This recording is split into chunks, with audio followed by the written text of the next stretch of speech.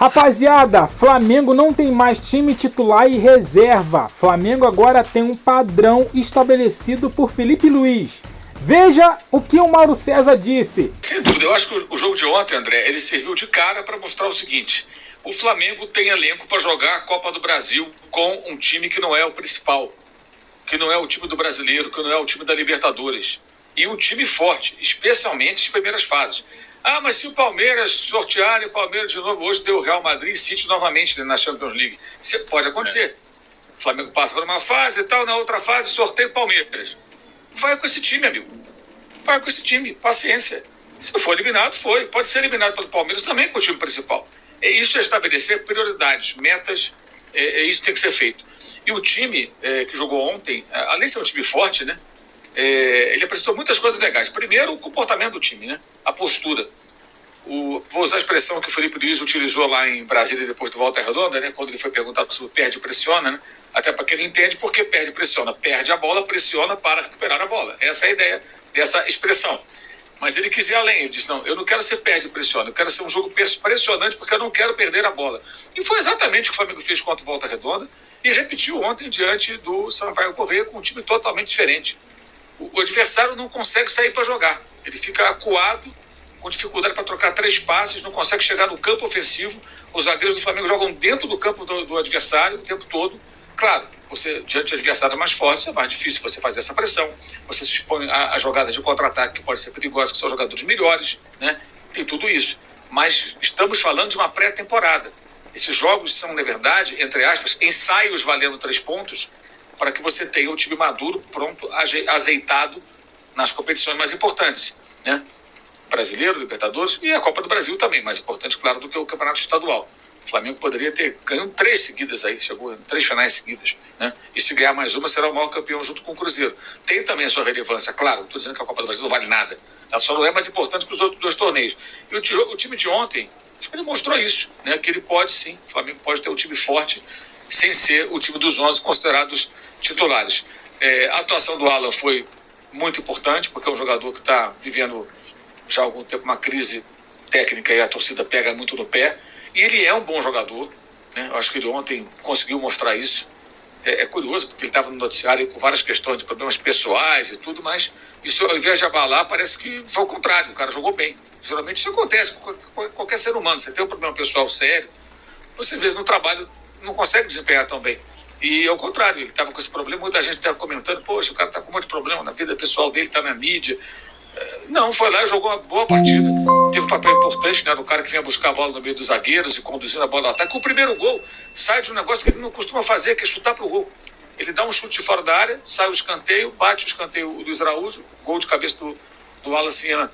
O menino João Vitor, muito bom, excelente, garoto de 18 anos. O Flamengo não tem que contratar outro zagueiro, gente. Chegou o Danilo, foi apresentado, vai ser zagueiro. Tem um Léo, tem outro Léo, tem o Danilo. Tem 3 jogadores experientes prontos para jogar. E você tem, além do João Vitor, que aparece muito bem, você tem o Iago, que está na seleção sub-20, fez gol ontem. Você tem o próprio Cleiton, que já está há algum tempo no time profissional, que jogou ontem. Tem o Carbone, que já foi utilizado pelo próprio Tite há 1 ano. Você já tem alguma rodagem de convivência com os profissionais. Enfim, e aí você vai ver qual desses garotos está mais maduro, mais preparado ou tem mais condições para entrar nessas situações. Se lá no meio do ano o Felipe Luiz testar 1, 2, 3 jogadores da base, nenhum deles está pronto, aí você no meio do ano busca um outro zagueiro. Não sei por que não vejo motivo para contratar o Vitão, pagar. Cara, eu ia falar isso agora. Tem 3 moleques lá, zagueiros bons. Larga a mão desse Vitão. Não tem lógica contratar Vitão se tem um moleque da base lá para botar e dar canja com os experientes. Os problemas lá de pagamento do Thiago Maia, vai fazer outra vez negócio com o Internacional? O Vitão é um bom zagueiro, mas é muito caro. Eu, sinceramente, acho que não há necessidade. E tem Passou de 10, já ficou embaçado, né, Mauro? Muito. Esse negócio, né? André, a proposta era ótima. Perdoa os 4 milhões da dívida e paga 6. Porra, peraí, cara, não tá bom? Aí o Inter quer mais? Tá legal, beleza, segue aí, paciência. É o que eu penso, é o que eu faria se eu fosse um dirigente. Não vou estabelecer essa queda de braço. Não vejo sentido, né? E eu tenho dito isso. Se o Flamengo nunca der oportunidade a esses meninos, ele pode ter um Aldair, um Moser, um Juan, e não vai descobrir nunca. Por que não joga o Figueiredo? Vai descobrir nunca. Vai ficar... Sempre aí amanhã aparece lá jogando no Famalicão da vida, né? Olha aquele garoto que era do Flamengo e tal. Como foi o caso do Otávio, que eu até entendo, porque o Otávio, ele quando jogou no profissional, ele não mostrou qualidade. E me parece que ele evoluiu lá fora. E foi uma boa negociação. O Flamengo reservou um pedaço dos direitos. Ele não ia jogar no Flamengo, né? Foi vendido para o Porto, o Flamengo ganhou uma grana com isso. Todo mundo saiu ganhando. E o Natan, a mesma coisa. O Natan não ia jogar. O Flamengo estava cheio de zagueiros. Como o Cleiton não joga. Não jogou no passado. O Tite vivia falando do Cleiton, o Bahia. O Bahia não jogava. Jogou ontem, né? Então acho que foi uma atuação muito boa, com um problema crônico que a gente sempre fala. Gols.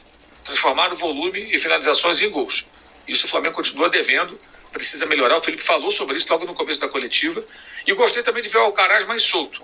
Ele cometeu um erro grave, que quase resultou no gol do Sampaio Corrêa, a bola que ele deu na fogueira para o Cleiton, né? Mas quem consertou foi o João Vitor, que fez uma cobertura perfeita, travou a finalização. Mas o Alcaraz jogou uma boa partida ontem, mais solto. E ele é chuta-chuta, gente. Ele é o cara que ele vai abrir para chutar o tempo todo. E ontem arriscou, no primeiro e segundo tempos, fez o gol de cabeça. E eu acho que ele ganhando confiança vai trazer uma opção, é um jogador diferente daqueles que o Flamengo tem. É o meio campista de mais força, arrancada. O Flamengo tem muito isso, né? Procura, toca para o lado, busca melhor posicionamento para finalizar. Não tá bom, ajeita mais um pouco. Não, dá uma bola para você.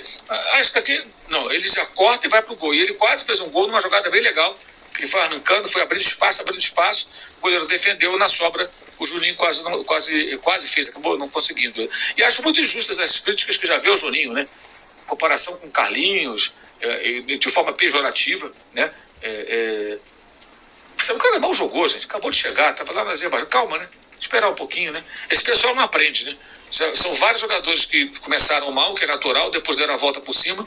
Ontem o próprio Alan jogando muito bem, dando uma esperança ao torcedor de que ele possa ser de fato um jogador útil ao Flamengo. Infelizmente, depois de uma bela partida do Alcaraz, o Flamengo empresta ele para o Everton, da Inglaterra. É isso aí. Notícia chegou hoje e pegou todo mundo de surpresa. Mas em relação ao jogo de ontem, foi muito bem isso aí que o Mauro César falou, né? O Flamengo pressionou demais da conta e caiu na mesma coisa do ano passado.